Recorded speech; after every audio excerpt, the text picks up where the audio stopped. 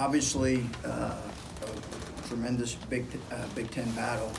I thought Indiana, their physicality defensively took us out of a lot of stuff, and I give them a lot of credit for how just physical they were. They do a great job of getting their hands on balls.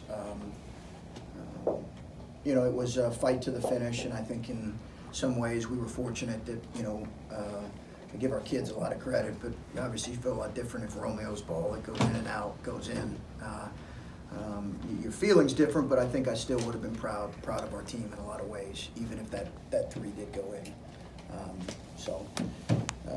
We'll hopefully learn from this, and you know, appreciate the fact that it's hard to win on the road. That our guys made a lot of plays. We'll move on.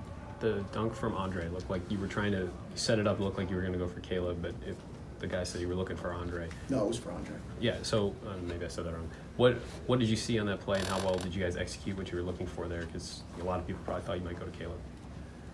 Well, we were. That's about a 10 out of 10, and it rarely happens for you as coaches, honestly, where you get exactly late what you're trying to get. I mean, I'll say rarely, but it doesn't happen a lot. Maybe you get a tip in, or a guy, they take that away, and a guy makes a play to win the game.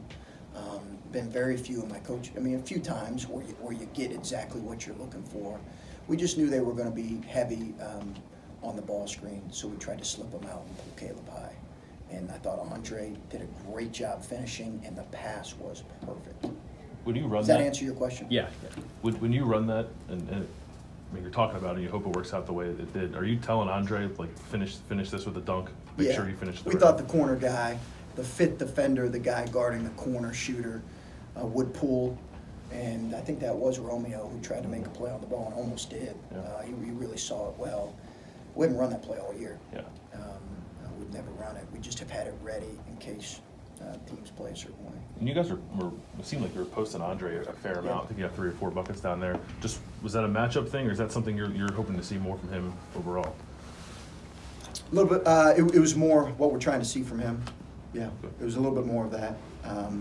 And we were struggling with some of the double teams on Caleb, although I thought Caleb gave us some really good minutes and did some really good things, but that was the reason. We just felt like we could get him in the low box where he's comfortable.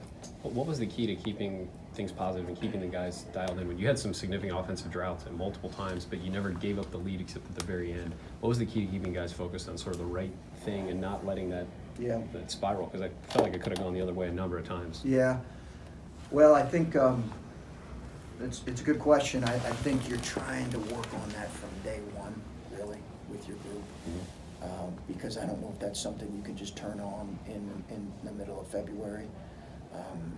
This idea of just playing the next play and staying with it, because you're right, it could have, you know, you get so frustrated, coaches get frustrated, players get frustrated, but it's a fast game, and if you let that get the best of you, then you got no chance.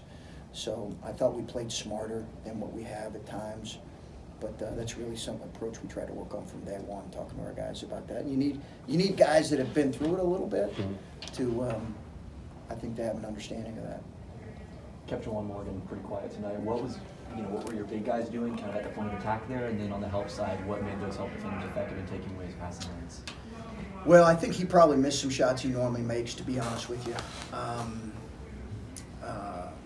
I think he misses some shots. You know, he is a terrific player, and I think I said last year, I said in the summer, he was maybe the hardest matchup for us in the league.